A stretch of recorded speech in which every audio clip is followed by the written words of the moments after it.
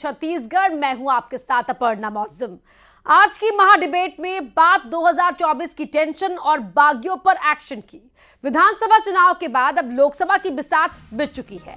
जीत का परचम लहराने की और विरोधियों को मात देने की रणनीति तैयार हो रही है। चुनावी अभियानों की शुरुआत हो गई है। पिछले चुनाव में जिनकी वजह से वोट कटे, उन बागियों पर एक्शन की भी तैयारी है और इन सब के बीच कांग्रेस अपने ईवीएम राग के साथ मैदान में है।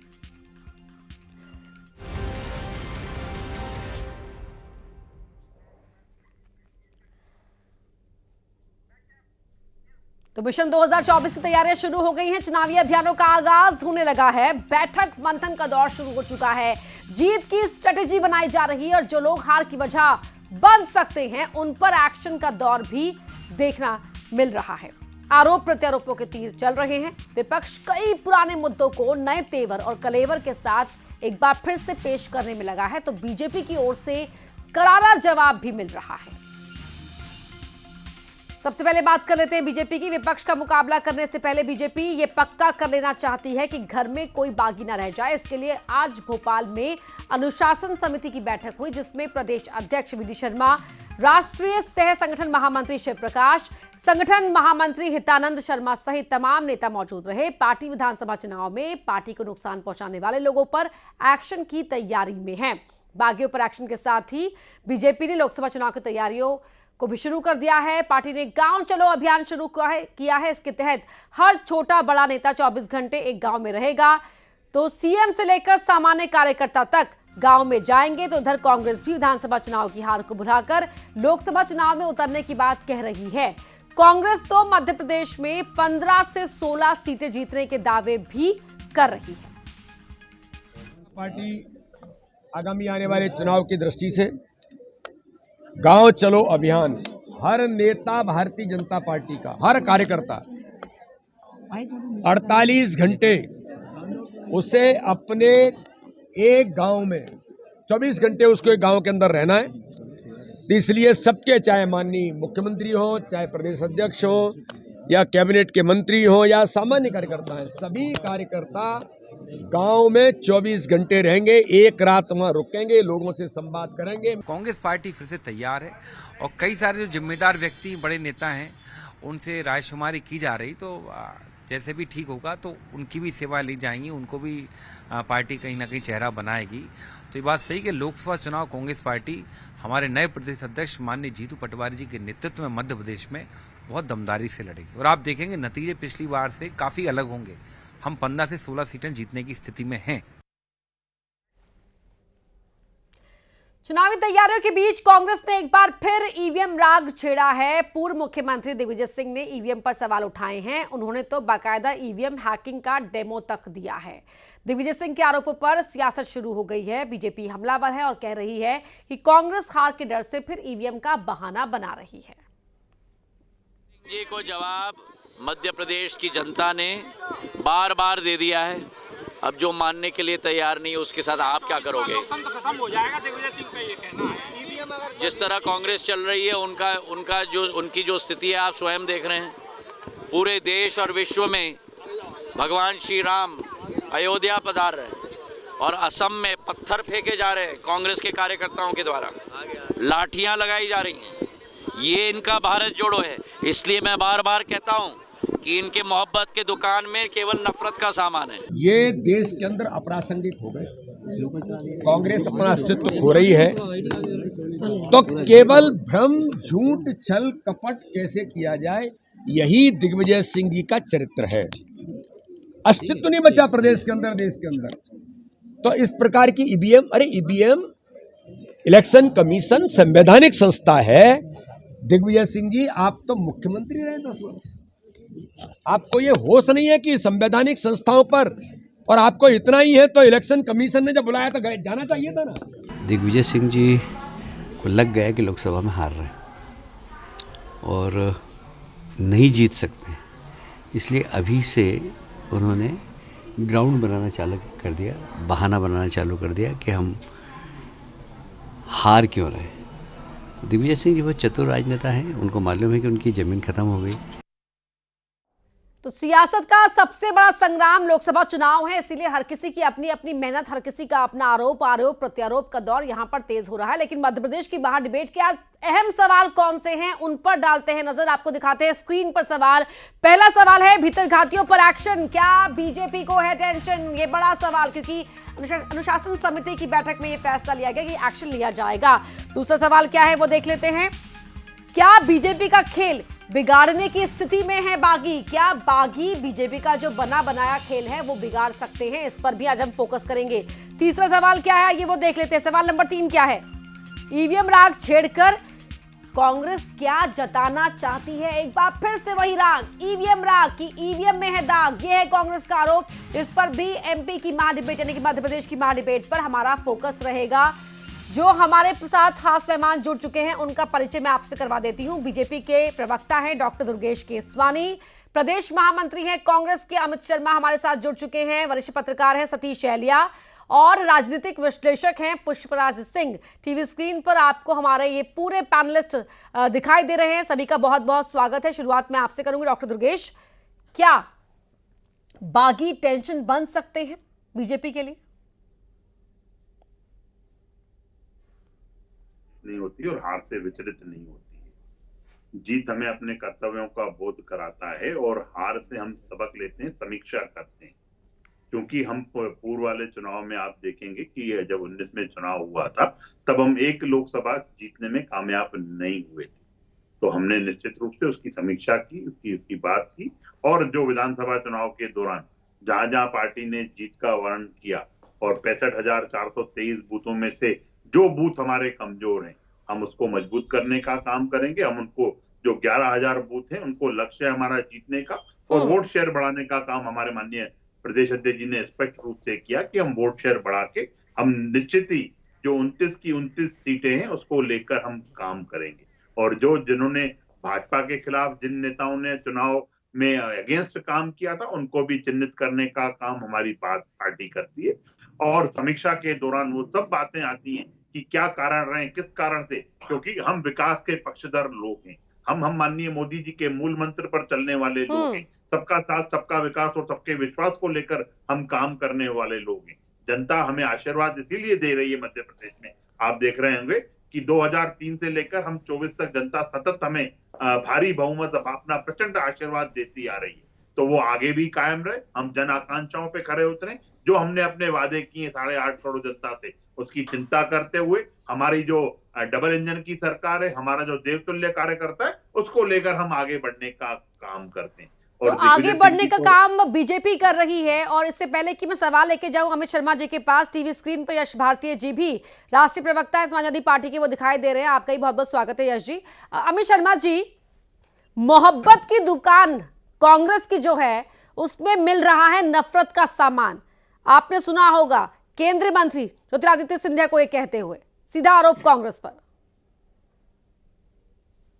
देखिए, मुझे अच्छा लगता है कि इस बयान को देने से पहले भारतीय जनता पार्टी के नेता केंद्रीय मंत्री ज्योतिरादित्य सिंधिया अगर जब मणिपुर जल रहा था और वहां पर दो समुदाय के लोग आपस में भिड़ रहे थे, महिलाओं को निर्वस्त्र किया जा रहा था, अगर सरकार के नुमाइंदे बनकर ही अगर ज्योतिरादित्य सिंधिया वहां चले जाते तो शायद जो वक्तव्य दे रहे हैं कि मोहब्बत की दुकान में नफरत का सामान रखा है, अब इससे स्पष्ट होता है कि किसके दिल में नफरत है और ईर्ष्या किसके मन में है। अगर राहुल गांधी आज अगर मणिपुर में लोगों को न्याय यात्रा के माध्यम से वहां से शुरुआत करी, वहां के लोगों को दर्द, वहां नौजवानों के, महिलाओं के, वहां आम पब्लिक के एक लोगों के मन में जो डर और खौफ था उसको हटाने का काम, वहां के लोगों को एक दुलार देने का काम अगर किसी ने कोई करने की शुरुआत की है तो राहुल गांधी ने की है।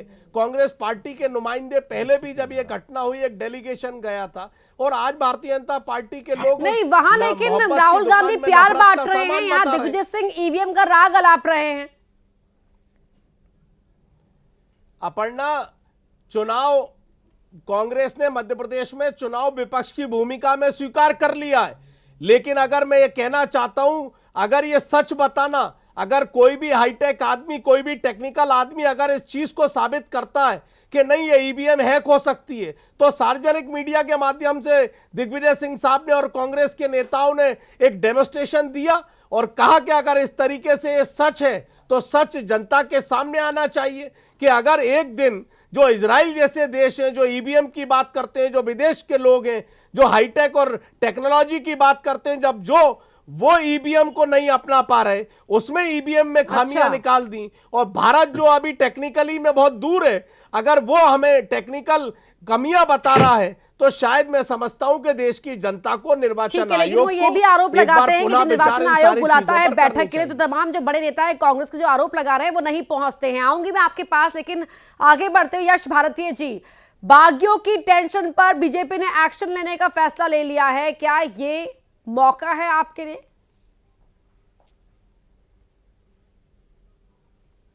नहीं, देखिए, भारतीय जनता पार्टी हमेशा दिखावे की राजनीति करती है, दिखावे की बात करती है। बागियों पे अगर ये एक्शन ले रहे होते तो दमोह विधानसभा से उनके पूर्व वित्त मंत्री प्रत्याशी नहीं होते, जिन उनके बेटे को पार्टी से निकाला गया। बाद में कैलाश विजयवर्गीय जी कहते हैं कि पार्टी से बहुत बड़ी गलती हो गई। तो ये निकालना और लाना, समय पे उपयोग करना और अनुपयोग करना, यह भारतीय जनता पार्टी की अपनी एक कलाबाजी है और उस कलाबाजी में वो बेहतर इस्तेमाल करते हैं लोगों को। तो ठीक है, शुभकामनाएं उनको, लोगों को इस्तेमाल करें, इस्तेमाल करके फेंक दें। जैसे एनडीए घटक दल में इन्होंने अपने घटक दल के लोगों को उपयोग किया और फेंक दिया, उसी तरीके से ये आप कह रहे हैं। अटल बिहारी वाजपेयी जी जो ये कहते थे कि मैं चिमटे से भी ऐसी राजनीति, ऐसी सरकार को नहीं चुनूंगा जिसपे मुझे जोड़ तोड़ की बात करने पड़े, लेकिन भारतीय जनता पार्टी के साथ कह रहे थे कि वो तो मोदी जी के मंत्र के साथ चल रहे थे। मोदी जी का मंत्र है ऑपरेशन लोटस, जो नई परिभाषा देता है संविधान की, लोकतंत्र की, कि कैसे भी हो एन कैन प्रकरण सरकार बनानी है, सत्ता में आना है, चाहे जनादेश मिले या ना मिले, कुछ भी करिए लेकिन सत्ता में आना है। दूसरा जो चर्चा चल रही ईवीएम को लेकर के, ईवीएम को लेकर के देश में सबसे ज्यादा अविश्वास अगर किसी ने बनाया तो वो भारतीय जनता पार्टी के लोगों ने बनाया। किताबें छापी इनके वरिष्ठ सांसदों ने, इनके वरिष्ठ नेताओं ने उसका प्रस्तावना लिखा, विमोचन किया। इनके एक सांसद महाराष्ट्र में इलेक्ट्रॉनिक एक्सपर्ट को लेकर सड़कों पे घूमे, लोगों को बताया कैसे ईवीएम को हम हैक कर सकते हैं, ईवीएम में क्या क्या खामियां हैं। इनके एक सांसद सुब्रमण्यम स्वामी सुप्रीम कोर्ट में गए और सुप्रीम कोर्ट में उसको चैलेंज किया और केस तक लड़े। तो ये अविश्वास ईवीएम को लेकर के पूरे देश में सबसे ज्यादा अगर किसी ने बनाया तो भारतीय जनता यश भारतीय जी, जितना विश्वास ईवीएम के मुद्दे पर आपको सुब्रमण्यम स्वामी पर है, तो क्या तमाम जो वो और दूसरी बातें करते हैं, क्या उतना ही विश्वास उनकी उन दूसरी बातों पर भी है? नहीं, मेरी या ये सिलेक्टिव परसेप्शन की थ्योरी है? तो जब पूरे इनके भारतीय जनता पार्टी के नेता, मेरी बात तो पूरी हो जाने दीजिए, पूरे भारतीय जनता पार्टी के नेता जो अविश्वास जनता के बीच में पैदा किया है उन्होंने, अगर आज उस बात को निरंतर किया जा रहा है तो क्यों भारतीय जनता पार्टी के लोग भागते हैं? वीवीपीएट को लेकर के भारतीय जनता पार्टी की सरकार लेकर के आई, भारतीय जनता पार्टी के रहते हुए आई, तो वीवीपीएट की विश्वसनीयता पे भी सवाल उठने लगे। ठीक है, क्यों दोनों चीजों, जनता को जब अविश्वास पैदा कर दिया है और अविश्वास की बात हो रही है तो भारतीय जनता अविश्वास पैदा कर दिया गया। सतीश एलिया जी, मैं एक चीज समझना चाहूंगी आपसे, जब लगातार एक तो पहले ही रिपोर्ट कार्ड में लाल का निशान बढ़ता जा रहा है, लगातार हार का सामना करना पड़ रहा है चुनाव में, वैसे ही कार्यकर्ताओं का मनोबल नीचे होता है, लेकिन तब जब इस हार के बावजूद भी अगर जो बड़े नेता है ईवीएम पर हार का आरोप मढ़ेंगे तो क्या कार्यकर्ता हतोत्साहित नहीं होगा? यश भारती जी, आऊंगी आपके पास, आगे बढ़ लेते थोड़ा सा। अपर्णा जी, हम 26 जनवरी की पूर्व संध्या पे बैठे हैं। संविधान हमारा लागू हुआ था 26 जनवरी को, और हमारे बाबा साहब अंबेडकर ने यह बात कही थी, यह संविधान तभी तक शक्तिशाली रहेगा या क्रियान्वयन ठीक तरीके से रहेगा जब ये ठीक हाथों में जाएगा। ठीक है, गलत हाथों में जाएगा तो ये संविधान अनुपयोगी हो जाएगा। जनता ही फैसला करेगी ना कि किसको सौंपेगी सत्ता की चाबी। सतीश एलिया जी, खैर आगे बढ़ते हुए मैं आपसे समझना चाहूंगी सर, ये आरोप बार बार ईवीएम का राग क्या सही है? देखिए, ये तो जनता ही तय करती है कि सही हाथ कौन से हैं, और जब जनता तय कर देती है, इसके बाद जिनको तय नहीं किया जनता ने, उनको ये नहीं कहना चाहिए कि हम ही सही हैं। मतलब जिसको कहते हैं कि लोकतंत्र में जनता का मत स्वीकार करना चाहिए। सबसे बड़ी बात है, इलेक्ट्रॉनिक वोटिंग मशीन की जो शुरुआत हुई है वो भारतीय जनता पार्टी जब सत्ता में है उस समय शुरू नहीं हुई है। कांग्रेस के समय में ही शुरू हुई थी, और खासकर मध्य प्रदेश में हम अगर बात करें तो जब दिग्विजय सिंह ही मुख्यमंत्री थे उस वक्त ही ईवीएम का चलन शुरू हुआ था। पहले सिलेक्टिव कुछ विधानसभा क्षेत्रों में हुआ था, नगर निगम के चुनावों में हुआ था, और इसके बाद फिर वो पूरे देश भर में धीरे धीरे लागू हुई थी। जहाँ तक मुझे ध्यान है कि चुनाव आयोग ऐसा सबको आमंत्रित कर चुका है, सार्वजनिक रूप से ये चुनौती वो दे चुका है कि यहाँ उसको ईवीएम को हैक करके दिखाएं, और मुझे ये भी अच्छी तरह से आता है उस समय कोई भी राजनीतिक दल का व्यक्ति वहाँ नहीं गया था। तो ये तो हालांकि बहुत पुरानी बात हो गई, लेकिन मेरा आग्रह यह है चुनाव आयोग से कि लगातार पिछले कई सारे चुनावों से, पिछले करीब करीब 1 दशक से ये चल रहा है, जब भी कोई चुनाव का नतीजा आता है तो इलेक्ट्रॉनिक वोटिंग मशीन को हटाकर वापस से ठप्पा लगाने की बात जो लोग हार जाते हैं वो करते हैं। तेलंगाना का नतीजा सामने है, हिमाचल प्रदेश का नतीजा सामने है जहां कांग्रेस की सरकार बनी है। तो क्या ईवीएम वहां भी हैक हुई है जहां कांग्रेस की सरकार बनी है? लेकिन चुनाव आयोग को सुओ मोटो अपनी तरफ से एक बार फिर से चैलेंज ये करना चाहिए, न केवल दिग्विजय सिंह बल्कि अरविंद केजरीवाल और जितने भी लोग हैं, या कोई आम व्यक्ति, कोई आम जनता का व्यक्ति भी ईवीएम को हैक करके दिखा सकता है। तो चुनाव आयोग को लोकसभा चुनाव के पहले मुझे लगता है एक बार ये वाला मुद्दा कम से कम क्लियर करना चाहिए, क्योंकि ये लगातार एक बात बार बार उठ के आती है। हम इसको न्यूसेंस कह के खारिज नहीं कर सकते, क्योंकि एक बड़ी राजनीतिक पार्टियां कई सारी मिलकर ये बात कह रही हैं, तो उन्हीं के सारे लोगों को बुलाना चाहिए, एक बार फिर से चैलेंज ये करना चाहिए, क्योंकि 2024 का जो नतीजा आए उसके बाद ये आरोप न लगे। ये बड़ी बात आप कह रहे हैं। पुष्पराज सिंह जी के पास में जाऊंगी इसी बड़ी बात को आगे ले जाते हुए। पुष्पराज सिंह जी, जस्ट बिकॉज कि सामने वाला विपक्ष में है और क्या वो लगातार अपने बात उठा रहा है ईवीएम को लेकर, बीजेपी के नेता तो ये कहते हैं कि हार का बहाना पहले से ही तैयार कर रहे हैं। क्या इसको आधार मानते हुए उनके आरोपों को खारिज कर दिया जाए? देखिए, आरोपों को खारिज करना कोई सॉल्यूशन नहीं होगा, क्योंकि हम एक स्वस्थ लोकतंत्र में रहते हैं और स्वस्थ लोकतंत्र में विपक्ष की बात को भी उतनी ही तवज्जो दी जानी चाहिए। जैसे कि अभी अपने पूर्व वक्ता की बात से मैं पूरी तरह सहमत हूं कि ईवीएम को लेकर यदि लगातार इतने क्वेश्चन उठ रहे हैं तो इस संवैधानिक संस्था को भी आगे आना चाहिए और एक चैलेंज को एक्सेप्ट करना चाहिए। और लोकसभा चुनाव के पहले जैसा कि लगातार डिमांड करी जा रही थी कि भाई जो वीवीपीएट जो पर्ची है उसको एक अलग बॉक्स में डाला जाए और उसकी काउंटिंग करी जाए, तो क्यों ना मॉडल के तौर पे 4-5 लोकसभा क्षेत्र ऐसे तय कर दिए जाए जहां पर अलग से काउंटिंग भी होगी ईवीएम मशीन के साथ ही।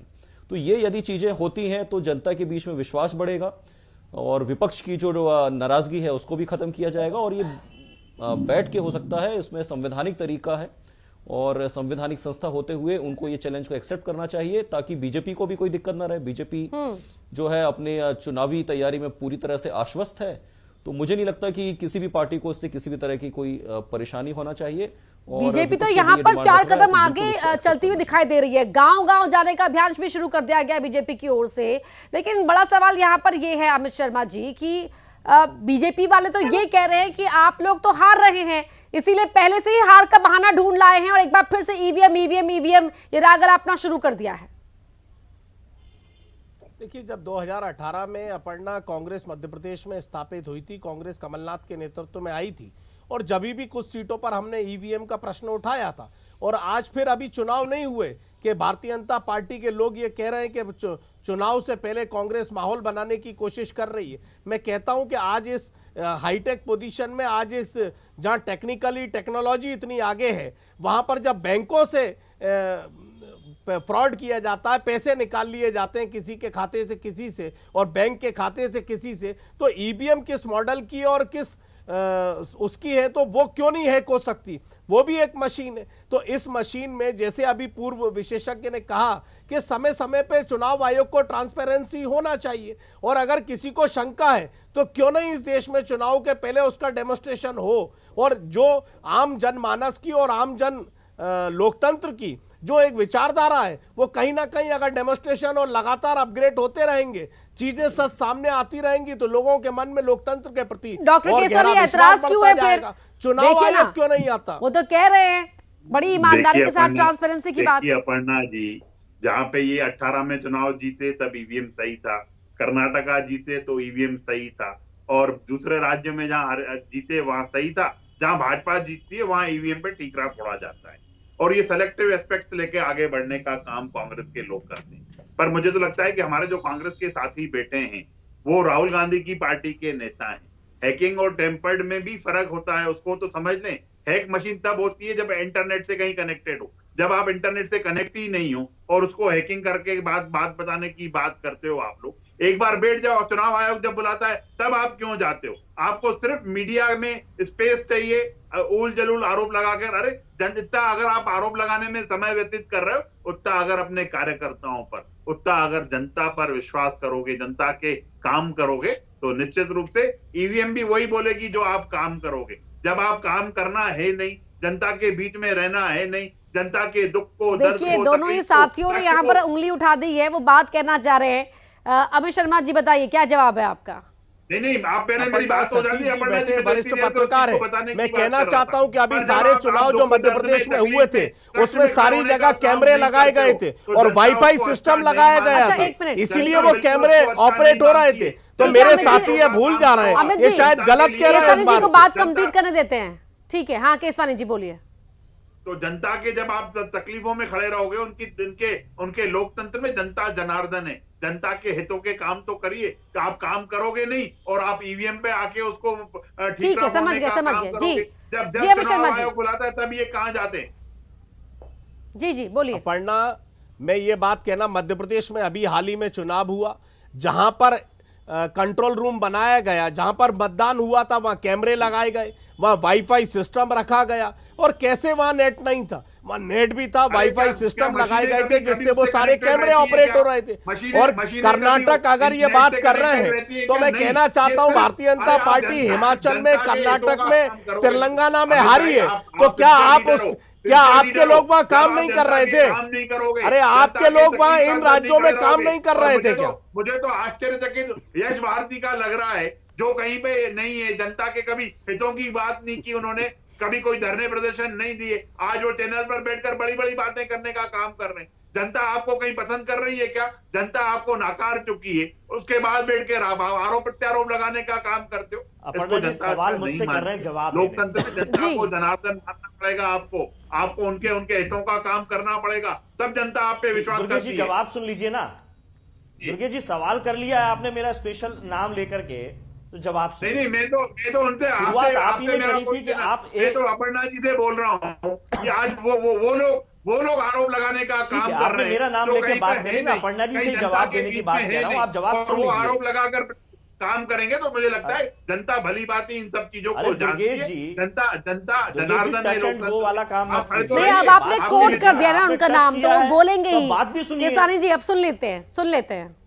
अपर्णा जी, इन्होंने ये कहा कि हम कहीं हैं या नहीं है केवल टीवी में आ जाते हैं, यानी ये आप मीडिया के ऊपर आरोप लगाते हैं कि आपके पास आना यानी जनता से दूर होना है। देखिए, टीवी अपर्णा जो जी, चैनल जिसके है वो पास जनता काम से नहीं दूर होता है, होने कमाल की बात है, बॉल आपकी तरफ दुर्गेश फेंकी जी गई, आपने मेरी तरफ फेंक दी। सुनिए ना। भाई हम तो हर किसी का पक्ष रखने के लिए बुलाएंगे ही ना। हम आपके पास अगर कोई आवाज उठाते हैं तो वो जनता की आवाज नहीं होती है। इनकी खामियों की अगर बात करते हैं जिसको दूर किया जा सकता है, सत्ता की जो गलत नीति रीति है, अगर आपके माध्यम से वो आवाज उठाते हैं तो वो आवाज गलत है, ऐसा दुर्गेश जी का कहना है, भारतीय जनता पार्टी का जनता कहना ने है। आपके बारे में बात की क्या? जनता ने आपको जनमत दिया क्या? आपके पास जनमत है नहीं, अरे जनता दुर्गेश है जी, नहीं। इतना और आप क्यों चैनलों पे बैठ के जनता तड़प की जाते बातें हैं, करते क्यों करते परेशान हो जाते हैं? आपने सवाल किया, जनता जवाब नहीं सुन मानती। लीजिए, मेरी जनता बात तो आने नहीं दीजिए कम से कम मानती है। मेरी। अरे जनता का एक अधिकार आपका जनता के ऊपर नहीं है, जनता के ऊपर, अरे जनता जनता ने का हमें अधिकार हमें सबके चुना ऊपर है, है। सबको आप फिर बोलने से का वही मौका बात दे गलत कर दीजिए। रहे हैं। आप जनता ने अहंकारी हमें मत बनिए, लैंडस्लाइड रावण गिफ्ट देने का रावण रूप काम मत किया है। लीजिए। और जब राम जनता राज्य की कल्पना लैंडस्लाइड करते हैं, गिफ्ट राम राज्य देती के है ना, नाम तो बात करते हमारी हैं, प्रभु राम का नाम जवाबदेही। लेते हैं, हम तो कर रहे हैं मर्यादा में अपने काम। रहिए। अब मेरे फिर समय में आरोप मुझको लगाते बोलने रहेंगे। दीजिए, टीवी चैनल पे अपने बैठकर समय में बातों आपने को बोला, करते मैंने रहेंगे। सुना। जनता इसको अच्छा नहीं मानती है। यश भारती, आप एक बात तो बता दिए, तो आप बहिष्कार कर दीजिए ना, अगर टीवी चैनल आपको अच्छा ठीक है, नहीं ठीक है, लगता ठीक है, ठीक है, ठीक है। अगर आपको टीवी चैनल व्यक्तिगत हमले मत कीजिए, ठीक है, ठीक है, सुन लीजिए, सुन लीजिए, सुन लीजिए, सुन लीजिए, सुन लीजिए। लगता है यश तो आप भारती जी, एक बहिष्कार मिनट, कर दीजिए। एक मिनट। मत आइए आप केसवानी टीवी जी, पे। एक मिनट, एक अगर मिनट। हम जनता की बात करना चाहते हैं, हम आपसे सवाल ये जनता पूछ आपके रहे पास हैं, रहेगा। नौजवानों ये तो की बताइए, जो जनता परीक्षा के ली बीच जा क्या रही है, होगा? प्रवेश तो जो परीक्षा जनता की के बात आप कर रहे प्रवेश हो। पत्र क्यों लगातार लीक होते हैं? अभी सीटीएट का जो रविवार को परीक्षा हुई उसका पेपर लीक हो गया, उससे पहले अभी पटवारी इधर परीक्षा का बात करोगे, घोटाला आप हुआ, चीजें उससे पहले कराओ, अन्य अपर्णा जी। परीक्षाओं का ये काम भारतीय नहीं नहीं, जनता एक साथ पार्टी कुछ के बोलेंगे तो मंत्रियों हासिल के नहीं होगा ना, जो कुछ शैक्षणिक भी। संस्थान सब एक है, साथ बोलेंगे तो उससे कुछ क्यों हासिल नहीं होने वाला है यहाँ पर। क्यों नौजवानों का हक अधिकार छीना जा रहा है? इस टीवी चैनल के माध्यम से अगर हम नौजवानों की आवाज उठाते हैं तो आपको पीड़ा है, आपको तकलीफ है, इसीलिए आप चाहते हैं कि हमें स्पेस ना मिले, हम अपनी आवाज ना उठा पाए, जनता की आवाज ना उठाए। धरना प्रदर्शन की आप बात करते हैं तो आप ये बताइए। ठीक है, आप दोनों ही शांत हो जाइए, शांत हो जाइए। सतीश अय्यर जी, मैं आपके पास आऊंगी। एक बार फिर से बात यहाँ पर फोकस की अगर हम बात करें, राजनीति में आपकी प्राथमिकताएं साफ होना बेहद जरूरी होता है। बीजेपी लगातार जिस तरह से अपनी स्ट्रैटेजी पर काम कर रही है, साफ है कि उसका लक्ष्य क्या है। वहीं अगर हम बाकी विपक्ष की बात करें तो क्या आपको उनकी दृष्टि में भी उतनी ही साफ गोई, उतनी ही दूरदर्शिता नजर आ रही है? देखिए, विधानसभा के चुनावों के समय हमने जो बात की थी कि मोदी का एक विजन है, उन्होंने एक रणनीति बनाई थी, केंद्र के मंत्रियों को उन्होंने उतारा, सांसदों को उतारा और वो रणनीति उनकी सफल रही। अब बात है 2024 के लोकसभा चुनाव की, तो बहुत साफ है कि जिस गति से मोदी सरकार या भारतीय जनता पार्टी जिस रणनीति पर चल रही थी वो लगातार उस पर आगे बढ़ती दिख रही है। दूसरी तरफ था इंडिया अलायंस, जो उसकी जो स्थिति आज की तारीख में जो है, तृणमूल कांग्रेस अलग है, आरजेडी अलग दिशा में जा रही है, जेडीयू अलग दिशा में जा रहा है। तो ये जो मुकाबले की जो हम बात कर रहे थे कि भारतीय जनता पार्टी के सामने एक बहुत मजबूत गठबंधन इंडिया, जिसको उन्होंने नाम दिया है इंडिया अलायंस, वो एक मजबूत कंटेंडर के रूप में सामने आएगा। लेकिन अब चुनाव के लिए समय बहुत कम बचा है और उस इंडिया अलायंस की जो स्थिति बन रही है उसे देखकर बिल्कुल भी ऐसा नहीं लग रहा है कि 2024 में भारतीय जनता पार्टी या एनडीए को कोई बड़ी चुनौती पेश अब हो पाएगी। ठीक है, पुष्पराज सिंह जी, आप देख लीजिए ममता बनर्जी स्थिति है, थोड़ा उस पर भी प्रकाश डालिए। जी यशपाती जी, क्या बोल रहे हैं आप? देखिए, इंडिया अलायंस का तो विश्लेषण हो जाता है, एनडी अलायंस का विश्लेषण कब होगा? लगातार पंजाब में उनके पुराने साथी छोड़ चुके, महाराष्ट्र में उनके पुराने साथी छोड़ चुके, वो नहीं, इंडिया अलायंस में इतने मजबूत हो गए ना कि उनकी ईगो भी बहुत ज्यादा मजबूत हो जाती है, इसीलिए अपनी बात ऐसे रखते हैं कि बिखराव दिखाई देता है। समय इतना ही मेरे पास, बहुत धन्यवाद आप सभी मेहमानों के चर्चा में शामिल होने के लिए। बड़ा सवाल यहाँ पर यह है कि बाकियों पर एक्शन लिया गया है, क्या वो टेंशन का इलाज दे पाएगा? बहुत धन्यवाद आप सभी का मध्य प्रदेश की महाडिबेट में शामिल होने के लिए। खबरें लगातार जारी हैं, जुड़े रहिएगा। न्यूज़ 18 मध्य प्रदेश छत्तीसगढ़।